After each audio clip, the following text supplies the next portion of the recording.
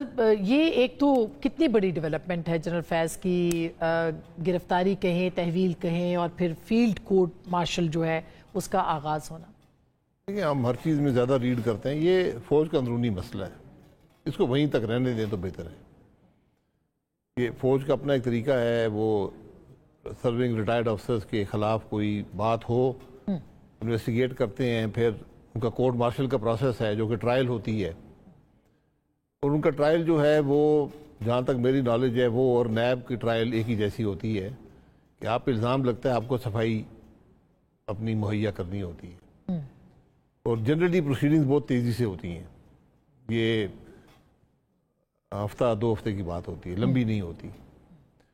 بہرحال کیا انہوں نے کیا ہے نہیں کیا, کچھ اسٹیٹمنٹس تو آئی ہیں, لیکن یہ اب جب بات کیا وہ ٹرائل پبلک ہوگا نہیں ہوگا یہ بھی چوائس ہوتی ہے, اور اس کے بعد اگر آپ کو سزا ہو جائے تو اگر جیل کی سزا ہو جائے تو وہ بھی کچھ لوگوں کو ملٹری کسٹڈی میں رکھا جاتا ہے. کچھ کیونکہ میں جب اڈیالہ جیل میں تھا تو وہاں پر فوجی افسران تھے جو وہاں سزا کاٹ رہے تھے, لیکن کچھ لوگ ملٹری کسٹڈی میں رہتے ہیں.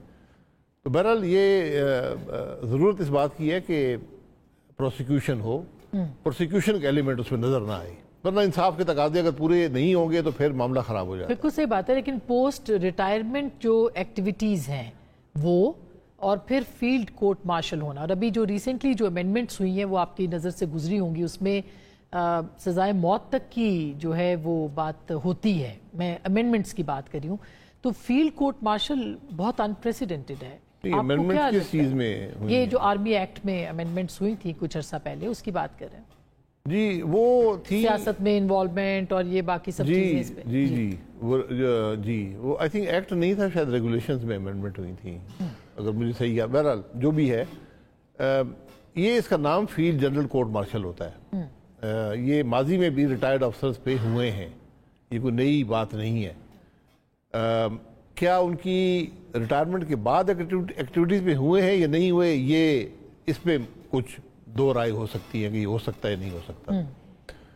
کیونکہ اگر اس کے بعد ہے تو اگر وہ ریلیٹڈ نہیں ہے ملٹری معاملات سے تو پھر شاید وہ کرمنل سائڈ پہ آتا ہے, پھر سول ٹرائل ہوتا ہے. لیکن بہرحال یہ تو میں نے کہا کہ جب ڈیٹیلز آئیں گی کیا چارجز ہیں پھر اس پہ کلیئرٹی آئے گی. لیکن سر جب آپ وزیر اعظم تھے تو اس وقت ڈی جی سی تھے, مطلب جنرل فیض, اور دھرنا بھی ہوا تھا تو جس میں کہ آپ نے ان کی فیور میں اسٹیٹمنٹ دیا تھا یا اس سے ان کو ریلیف ملا تھا.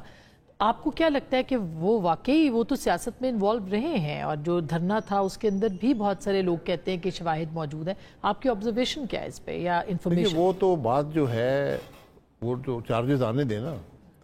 جو کمیشن بنا تھا دھرنے کے اوپر جو سپریم کورٹ نے بنایا تھا, ان کو اسپیسیفک کوسچنز دیے تھے سپریم کورٹ نے. انہوں نے مجھ سے سوال کیے تھے, مجھے بالکل یاد نہیں ہے کہ میری کوئی ملاقات جنرل فیض سے ایز پرائم منسٹر ہوئی ہو, مجھے یاد نہیں ہے.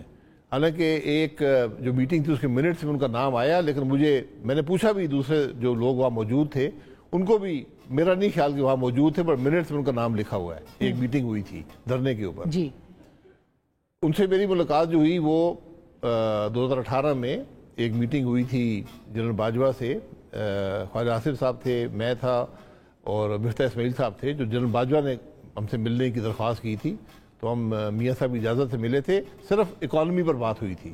اس میٹنگ میں جنرل فیض صاحب موجود تھے اور میری شاید ان سے وہ پہلی ملاقات تھی. یہ وہی میٹنگ ہے جس کا خواجہ آصف صاحب جس کا ریفرنس دے رہے ہیں کہ اس ملاقات کے اندر یہ کہا گیا تھا کہ اناف از اناف, اب ہم نے ہاتھ اٹھا لیے ہیں, جنرل فیض نے کہا تھا عمران خان سے متعلق؟ نہیں, وہاں پر یہ بات کوئی نہیں ہوئی تھی, وہ علیحدہ کوئی میٹنگ ہوگی. اچھا, یہ صرف اکانومی پہ انہوں نے ڈسکشن کی تھی. یہ بہت شروع کے دن تھے پی ٹی آئی گورنمنٹ کے, تو انہوں نے یہ نومبر 2018 کی بات ہے.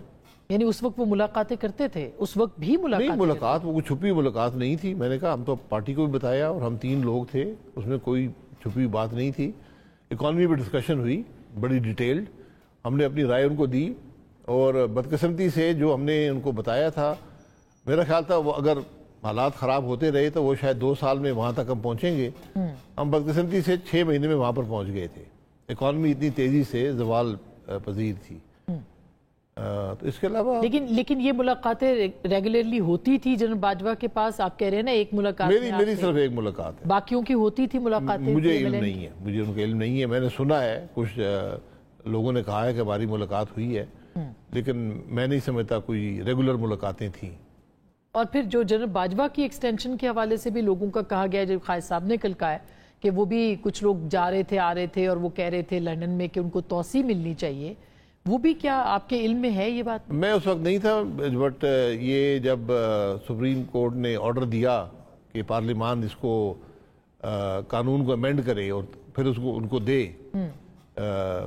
توسیع دے، تو اس پر پارٹی کے لوگ، میں جیل میں تھا، پارٹی کے لوگ یہاں سے گئے تھے، میں نے اپنا لکھ کر موقف دیا تھا، میں نے فزیکلی ووٹ نہیں دیا، بٹ میری جماعت جو اس وقت تھی انہوں نے ووٹ دیا تو میرا ووٹ بن جاتا ہے۔ وہ پارلیمانی نظام میں ووٹ آپ کی ذاتی ملکیت نہیں ہوتا، تو جو پارٹی فیصلہ کرتی ہے وہی آپ کا۔ لیکن یہ دوسری توسیع، یعنی جب جنرل عاصم کو اپوائنٹ کر رہے تھے، یہ اس وقت کی توسیع کی باتیں کر رہے ہیں، جو دوسری توسیع ہے کہ پی ایم ایل این سے کچھ لوگوں نے لابنگ کی، اس کے بارے میں بڑا ابہام ہے۔